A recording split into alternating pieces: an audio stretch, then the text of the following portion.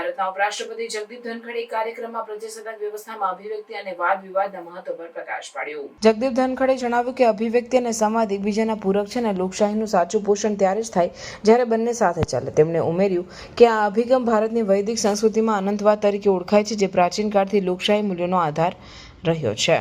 ધનખડે કૌટિલ્યના અર્થશાસ્ત્રનો ઉલ્લેખ કરતા કહ્યું કે રાજાની ખુશી પ્રજાની ખુશીમાં છે। તેમણે જણાવ્યું કે સત્તાનો સચોટ ઉપયોગ અને તેની મર્યાદાઓનું જ્ઞાન લોકશાહી માટે આવશ્યક છે। તેમણે ભારપૂર્વક જણાવ્યું કે સત્તા મર્યાદાઓથી નિર્ધારિત થાય છે અને જ્યારે આપણે સત્તાની મર્યાદાઓને ધ્યાનમાં રાખીએ છીએ ત્યારે લોકશાહીનું પોષણ થાય છે। અન્ય એક પ્રસંગે ઉપરાષ્ટ્રપતિએ એમોક્રેસી એટલે કે ભાવનાત્મક નીતિઓ દ્વારા શાસનના ખતરા પર ચિંતા વ્યક્ત કરી। તેમણે જણાવ્યું કે ભાવનાત્મક નીતિઓ અને વાદ વિવાદ સારા શાસનને ખતરા પેદા કરે છે। તેમણે રાષ્ટ્રીય ચર્ચાની જરૂરિયાત પર ભાર મૂક્યો, જેથી લોકશાહીથી એમોક્રેસી તરફના પરિવર્તનને સમજવામાં આવે। ધનખડે જણાવ્યું કે લોકશાહી માત્ર ચૂંટણી સુધી સીમિત નથી, તે નાગરિકોની સક્રિય ભાગીદારી અને જવાબદારીથી જીવંત રહે છે। તેમણે નાગરિકોને અનુરોધ કર્યો કે તેઓ રાષ્ટ્રીય વિકાસમાં સક્રિય ભૂમિકા ભજવે અને દેશની ઉન્નતિમાં યોગદાન આપે। તેમણે ઉમેર્યું કે પ્રજાસત્તાક વ્યવસ્થામાં દરેક નાગરિક સર્વોચ્ચ છે અને તેમના યોગદાનથી જ લોકશાહીનું સાચું પોષણ થાય છે। 1984 की बात है और वर्तमान महामहिम राज्यपाल जी चलते फिरते नक्सलाइट एरिया में पहुंच गए।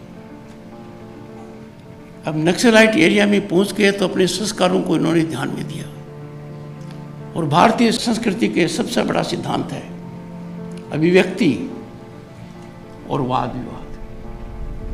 बिना अभिव्यक्ति के प्रजातंत्र जीवित नहीं रह सकता और अभिव्यक्ति करने वाला व्यक्ति ये समझे कि मैं कह रहा हूं वही सही है और कुछ सही नहीं है, तो अभिव्यक्ति सार्थक नहीं है।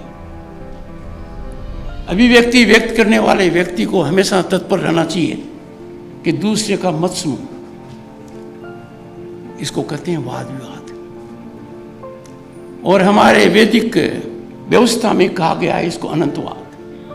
तो प्रजातांत्रिक व्यवस्था में अभिव्यक्ति और वाद विवाद कॉम्प्लीमेंट्री है, एक दूसरे के बिना जीवित नहीं रह सकते। जीवन में अक्सर देखा गया है कि अभिव्यक्ति करने वाला व्यक्ति जब दूसरे की बात सुनता है तो उसको बहुत जल्दी बोध हो सकता है कि मेरा मत सही नहीं है, उसका मत सही है।